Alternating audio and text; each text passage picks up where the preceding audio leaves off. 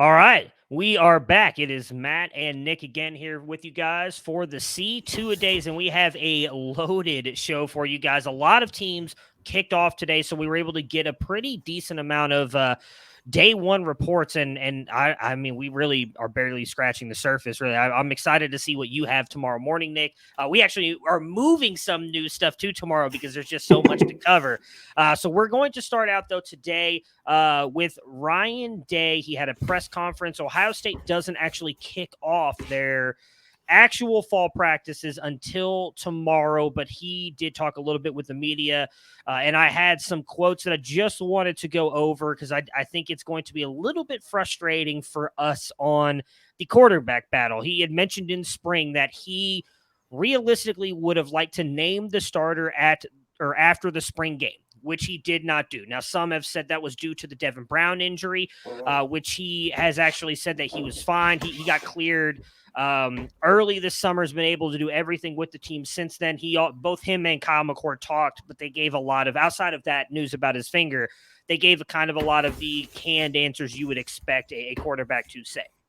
However, when it comes to the quarterback position, Ryan Day said that he would like to know where the quarterback situation is going in the second week of preseason after their Saturday scrimmage. So for those of you who don't know, they have a big, I can't remember they have a name for it. They do a big scrimmage after a couple weeks of the preseason.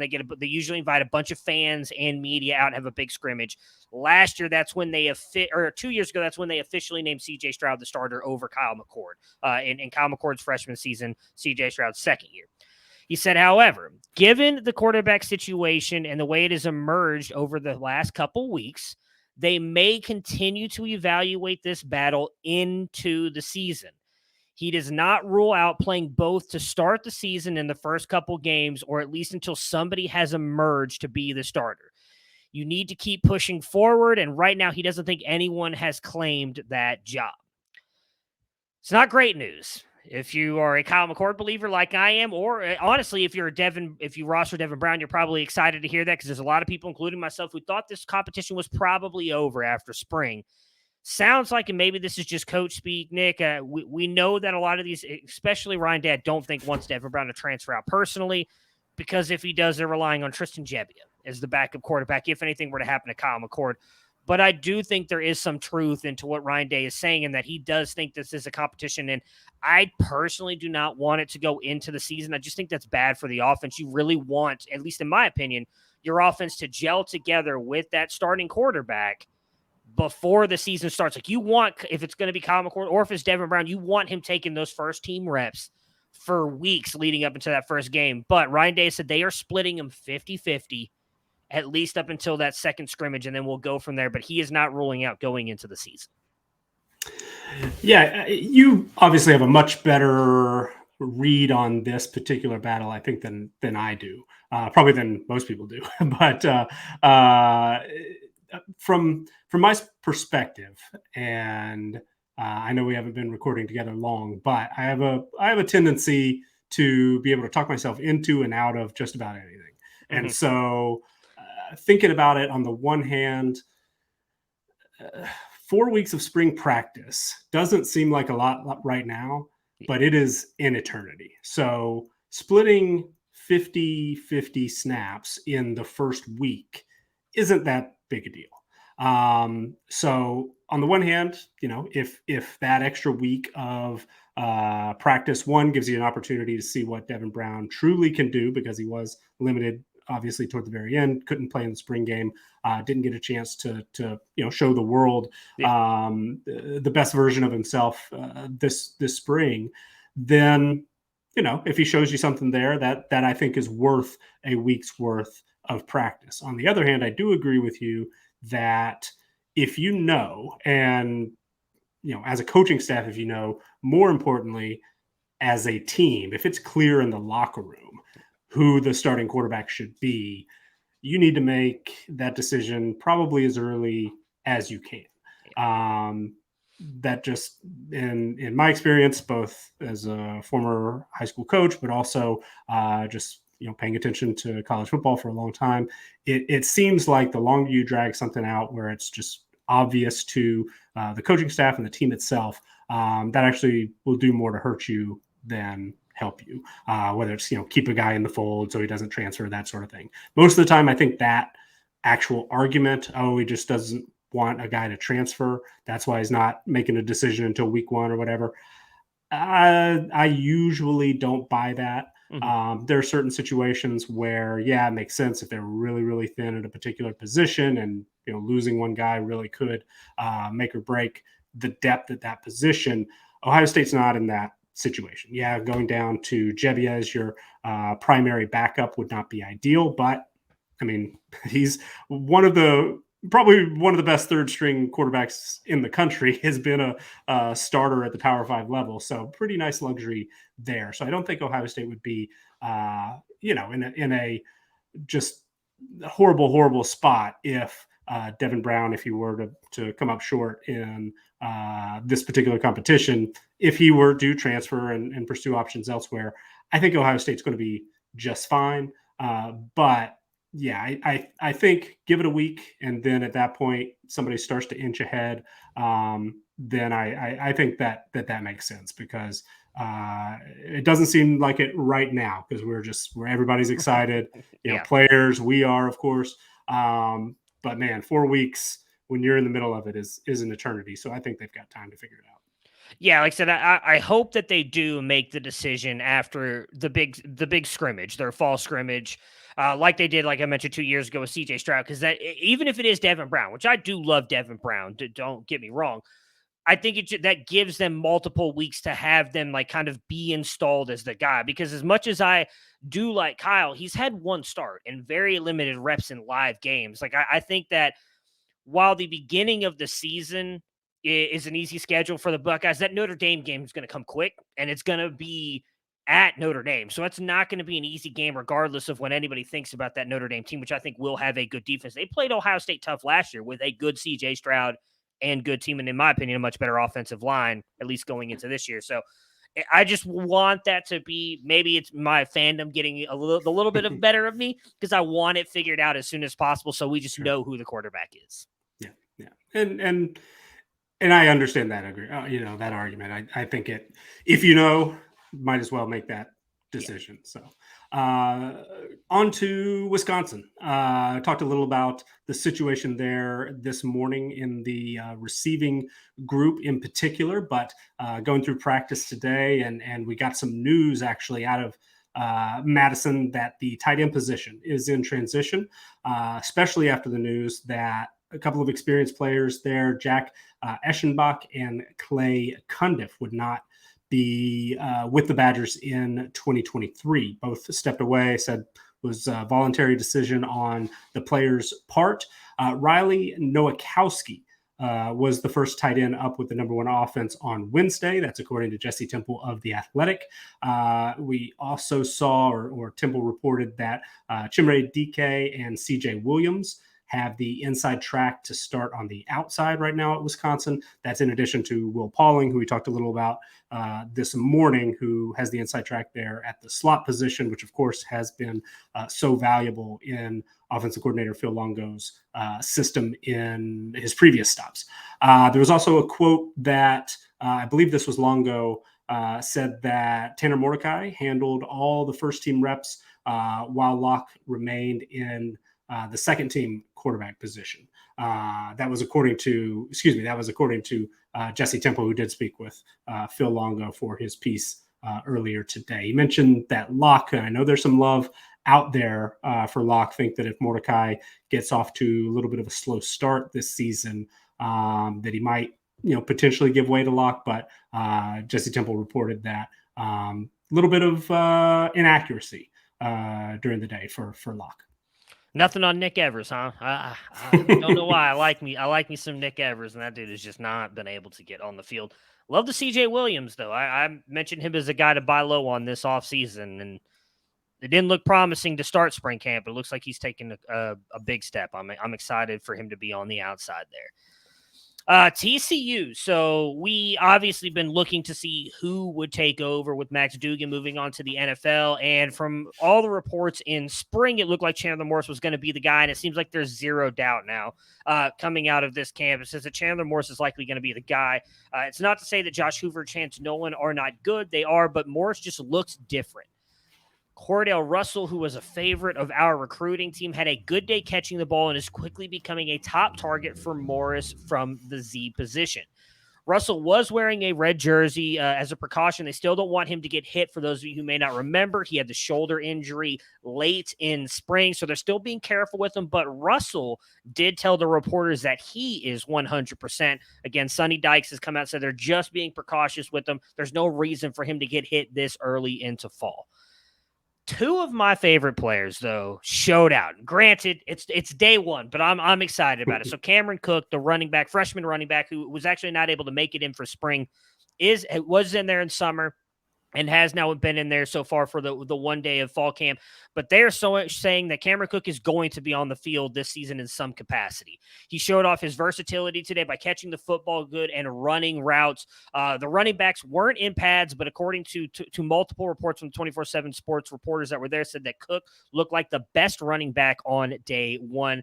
They had Trey Sanders and Amani Bailey, who they said, carry the majority of the carries. Cameron Cook only got a handful, but was mostly showing his versatility in running routes and catching the ball. The other two wide receivers is, I believe it's John Paul Richardson. I forgot to write down his first name, last name. John Paul Richardson, who had the massive spring. Everybody was talking about him, and it seems like he is still on pace to be the guy for this offense. No, nothing on JoJo Earl either today, which I thought was a little bit weird after he was kind of up and down throughout spring. But most importantly, DJ Allen, a guy that I was very high on last year, ended up being a year 1-0, is apparently in competition to be the X. Allen is 100% that guy, according to them. He's got great speed and did a good job catching the ball today. It seemed like he was a top target for Morris on the day, and multiple members of the TCU coaching staff said that they think Allen could be the guy to watch this fall. Those of you who remember, he's a versatile weapon in high school. He would play defensive back, running back, quarterback, wide receiver. He can do it all. Had some injuries last year, but they said he's 100% healthy. I'm excited to see if that is true. I don't want to get my hopes up too much, but I'd love to see DJ Allen break out in his second year for the TCU Horned Frogs. Yeah, TCU specifically has been a team and an offense that's been a little tricky for me to get my head around. So good to sort of see how things are shaping up, or at least how they're starting, and here on day one.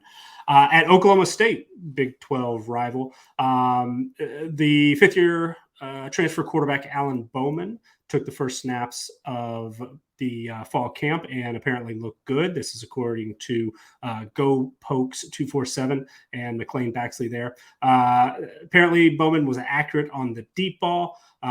Did a good job leading receivers on slants and intermediate routes. Behind Bowman, the pecking order appeared to be Garrett Rangel. Got a little action last year as a true freshman, and then redshirt senior Peyton Thompson was in third. Head coach Gundy said that he would like to give all the players a few weeks working with different groups before settling on one guy as the starter. It looks like Bowman probably has a pretty good heads, has a little bit of a lead in that competition there, but quarterback you would expect would also be part of that conversation. But even if Bowman is not the starter, it will definitely have an impact on the field. According to reports, Bowman completely brought into the program when he got here, has been there ahead of practice, giving a lot of encouragement to teammates, holding other folks accountable, being a veteran leader. So if you're bringing in a guy with a lot of experience, upperclassman, fifth-year quarterback, has a little experience, but we haven't seen it much on the field the last couple of years. Good to see that. He's working hard in the locker room to win over his new teammates. A couple of other notes on pecking order. With the running backs, there was a blocking drill, but noted from Baxley that Jaden Nixon was first in line at the running back position, followed by Ollie Gordon, who I know a lot of us, especially on the CFF side, have expected Gordon to be number one in the pecking order this year, but looks like Nixon, and have seen some other notes and speculation to that end as well, with Elijah Collins, the incoming redshirt senior transfer, in third. But it sounds like all three are going to be counted on. I know Gundy mentioned that he would love to have four backs he can rely on this year, but those three give a good starting point as one of the two true freshmen work their way into the mix, perhaps throughout the course of the year. But also the receivers that were mixing in with the first string unit, working with Bowman, were Jaden Bray, Blaine Green, Brennan Presley, and Dazon Stribling as most anticipated. Yeah, the Ollie Gordon news is the most interesting part to me. I mean, I think he was a guy that we liked at C2C. I know a lot of, as you mentioned, the CFF community really likes him. You know, Gundy wasn't very complimentary of him during spring ball, talking about how he needed to be tougher in runs and everything. And now, again, it's only day one, so we don't want to read too much into this, but still kind of running as the two with that offense. It's going to be intriguing because I know a lot of people have expected him to be the one for the Oklahoma State offense. Texas State. So the new Texas State head coach, G.J. Kinn, has some interesting comments today following practice. According to reporter Kef Caradello, Malik Hornsby had a good day. He was here in spring and probably too many mistakes today. Just mental mistakes that shouldn't happen if he's been here for spring. But that's just part of it. I thought TJ Finley had a good day in his first day of practice. Obviously, he's 6'7", 265 pounds. He can see over the line. He threw the ball really well. He still has a lot of work to do.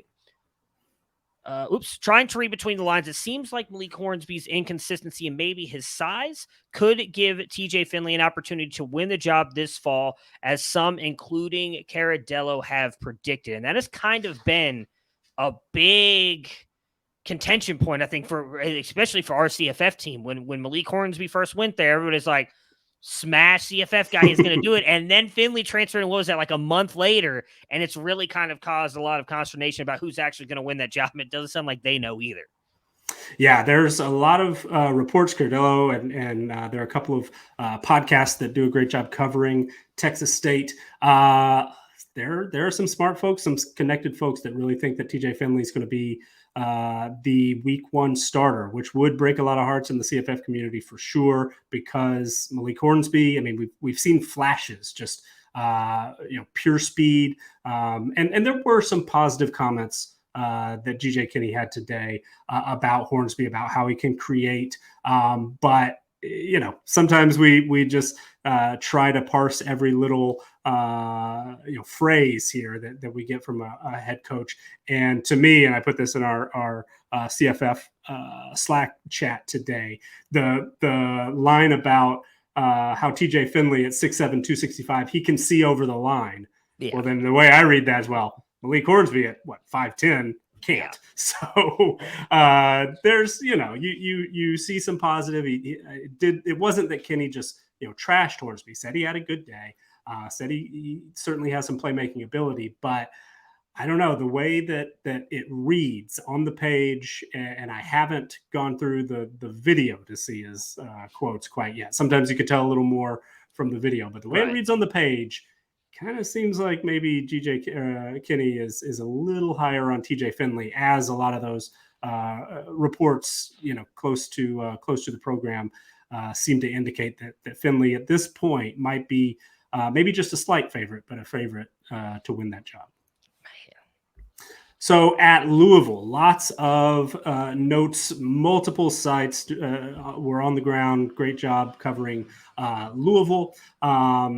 Jake Plummer, the transfer most recently at Cal, previously at Purdue under current Louisville head coach Jeff Brom, has taken apparently all the reps with the first team. Jawar Jordan has also seemingly been the head and shoulders RB1 for the Cards. According to Matthew McGavich of Louisville Report, Plummer's, quote, accuracy and arm is just leaps and bounds better than anyone else. Plus, he can demonstrate from time to time his maneuverability in the pocket when scrambling to extend the play. And that's kind of an interesting observation, because in the CFF community specifically, and there have been some conversations I've had in different drafts where people are just a little low on Plummer. He's able to be grabbed at a value. And I think part of that is he kind of has this reputation maybe, or just the idea of him is more of a pocket passer. But I think we are perhaps underrating that he does have a little bit of mobility. He's not just a statue back there. And a quote that really caught my eye on Tuesday was that Jeff Brom mentioned specifically that they want to build the offense around Plummer's talent. So not only does Brom have a track record of success at the quarterback position, Plummer seemingly has a real hold on that job. But I think we as a community, especially on the CFF side, are probably a little too low on Jake Plummer at this point. A few other notes at the skill positions: wide receiver Jaden Thompson. I saw multiple beat reporters who were very impressed with Thompson. He did miss the spring due to injury after transferring, but one play of note, he was on the receiving end of a 60-yard deep ball from Plummer. Really impressed with his athleticism as well. I noticed in a roundup on Cards Chronicle that Chris Bell, quote, looked like a top wideout today. I think the staff and/or the QBs are really like what they have in Kevin Coleman from Jackson State as well. He's fast and targeted often in 11 on 11 reps. And then finally, the tight end position is a bit of a question mark for this offense, but there were also reports that mentioned Jamari Johnson really had a strong end to the practice, made a couple of really good catches, especially in traffic. And it sounds like even though Josh Lifson might be currently the favorite to start, Johnson will be a significant challenger to that top tight end role. Yeah, I know the talks about Chris Bell and Kevin Coleman is music to a lot of people's ears, at least in the C2C community. These two guys that we really liked. We're hoping that they could benefit from Brom coming over. I'm very intrigued to see what Plummer looks like in this offense. Moving over to NC State, Michael Clark of Pack Pride stated in his day one roundup, I was most impressed with Timmons Jr. The sophomore added more than 20 pounds of muscle to his frame in the offseason and looks completely different than he did in 2022. Clark mentioned that Timmons may benefit from the addition of Rice transfer Bradley Rosner, who practiced Wednesday. Head coach David Dorn specifically mentioned the Wolfpack targeted Rosner for his size at 6'5". A note for the future: speedy wide receiver Kevin Concepcion and fellow freshman wide receiver / tight end Javante Vereen were both very involved on Wednesday. Yeah, that's good news, because the biggest weakness for NC State, maybe as a team, but certainly offensively, has been where are the playmakers on the outside, the skill positions. So getting an influx of talent, both from the transfer portal and Bradley Rosner, who also brings, obviously size that it sounds like is going to maybe help free up Timmons a little bit. But then some true freshmen impressing as well, Concepcion and Vereen, perhaps a lot of newcomers in the mix, maybe turns that, real question mark of a position group potentially into a positive. We'll have to wait and see. A couple of notes from the two-time defending national champions. A couple of defensive players, both first-team All-SEC preseason picks. Smeal Munden, the linebacker, and Michael Williams, the defensive end, are not going to be ready to practice when Georgia opens fall camp tomorrow, Thursday. Also, running back Branson Robinson is going to miss time early in spring practice as well. Seth Emerson of The Athletic was on hand for Kirby Smart's Wednesday media appearance and noted that Mondon and Robinson both suffered foot injuries during spring practice, though they are ahead of schedule in their recovery, according to Smart. They are going to be limited to start spring practice. Williams has a toe injury. He's cleared to do some activity in practice, such as conditioning. But, Georgia, they're again, kind of like Ohio State, going to be just fine. But two of your better defensive players, some depth at the running back position, not necessarily good news, but at this point, 4 weeks until the season starts, they're going to be able to work those guys back in time, hopefully. Yeah, I mean, 4 weeks till the season starts, and probably like 15 weeks before they play a decent opponent too. So I think they'll be all right. Georgia's doing all right for themselves. It has been an eventful offseason for UTSA, moving to the AAC and Frank Harris returning for an extra year of eligibility and uncertainty in the wide receiver room for a variety of reasons. Harris, who has been recovering from an off-season surgery, was on the field and practicing for the Roadrunners on Wednesday morning, a great sign he will be available to begin the season. Wide receiver DeClorian Clark was also spotted at practice on Wednesday, but did not participate in drills, according to Greg Luca of the San Antonio Express-News. Clark has been rehabbing a leg injury. Star defender Trey Moore and JUCO wide receiver Willie McCoy, also did not participate, according to Luca. Yeah, it seems like just about everybody that we've been excited about on that UTSA offense specifically has had some sort of off-season surgery, has had some other something going on behind the scenes. They, of course, lost Zakari Franklin through the transfer portal, going to Ole Miss.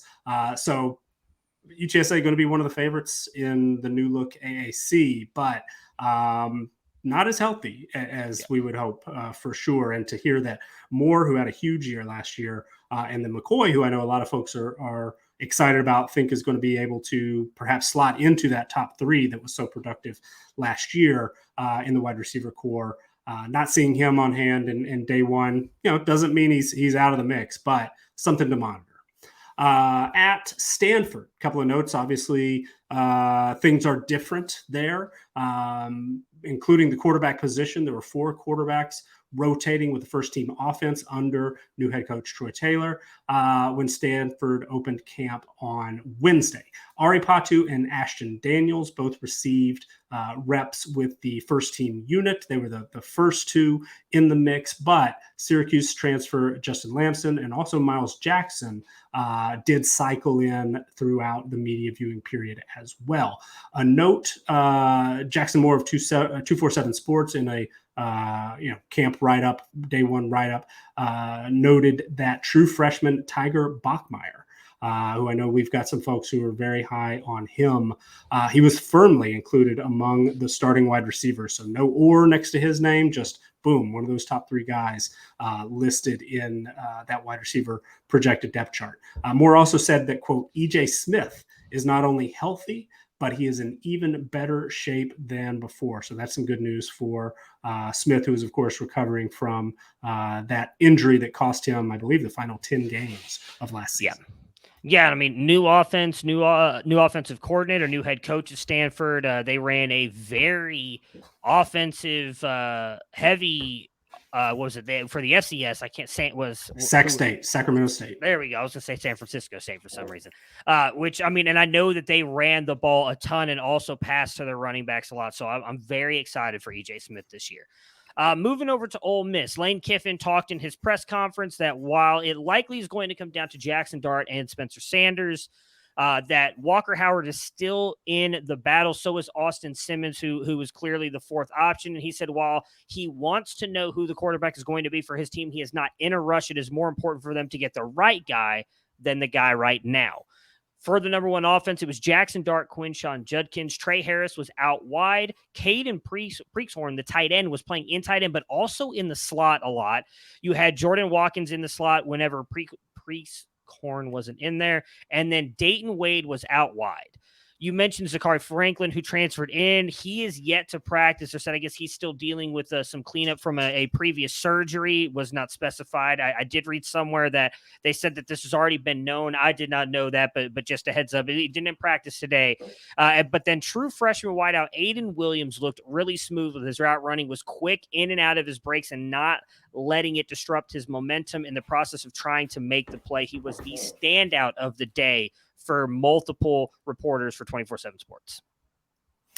Yeah, it's interesting. At Ole Miss, everything we're reading, everything we're hearing sounds like, even though you wouldn't necessarily expect it, because Spencer Sanders is so experienced, because he came in as a highly rated transfer, that this is Jackson Dart's job to lose. Yeah. And I've seen some other reports out there and plenty of speculation that Sanders, who is, if not graduated after summer school will be any day now, would be able to enter the transfer portal, go somewhere else should he so choose. Interesting note for him, in addition to a quarterback we'll talk about with UCLA here in a minute, who is seemingly sliding farther and farther down the depth chart.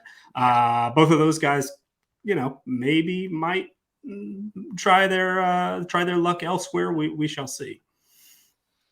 So that, of course, is UCLA, where Matt, you noted, according to what it looks like, the pecking order is early in camp, Ethan Garbers or Dante Moore at the quarterback position, with Justin Martin seemingly slotted in the third spot ahead of Colin Schlee. At the running back position, a lot of people very excited about Carson Steele, the transfer from Ball State. However, TJ Harden, it sounds like, might have a slight edge. I know I've seen him. I believe it is Bruin Report Online has not only projected that Dante Moore will win the quarterback job, but that TJ Harden will come out ahead in the running back competition to be that top ball carrier. Those were fall camp predictions that were made, but it looks like, at least so far, Moore is certainly in the mix for that top spot. Harden maybe has a slight edge over Steele, it might sound like, and then Schlee, kind of like Sanders, and I did a little, made a couple of jokes. We were in the CFF Slack channel today. I said, hey, Iowa State quarterback Spencer Sanders, and then Nate Marquise came back with Iowa State quarterback Colin Schlee. So who knows? We'll see if it's too late for those guys, if they're going to stick it out where they are, or if they might see some of the writing on the wall and look to move somewhere else, maybe at a position like Iowa State where they could use a little depth, or we see some guys drop down to the FCS level and have plenty of time to win jobs. That might be an opportunity as well, should one of those guys choose to do that. Yeah, I mean, we've talked a lot about TJ Harden on the network here. He had glowing spring reports, especially when Carson Steele really seemed to be struggling to hold on to the ball. I would not be surprised if he wins that. I really found it intriguing that when they listed this out there, so they did practice today, for those of you who are wondering, UCLA Wednesday morning. There wasn't a lot of media availability or really reporting on the practice, but this is kind of the list they went in and the projected depth chart. I find it very interesting that they put the or there for Dante Moore. It wasn't just an Ethan Garbers. I think this could be Chip Kelly setting us up for a Dante Moore start. We know the last time he did this was with Dorian Thompson-Robinson, who started with him as a true freshman.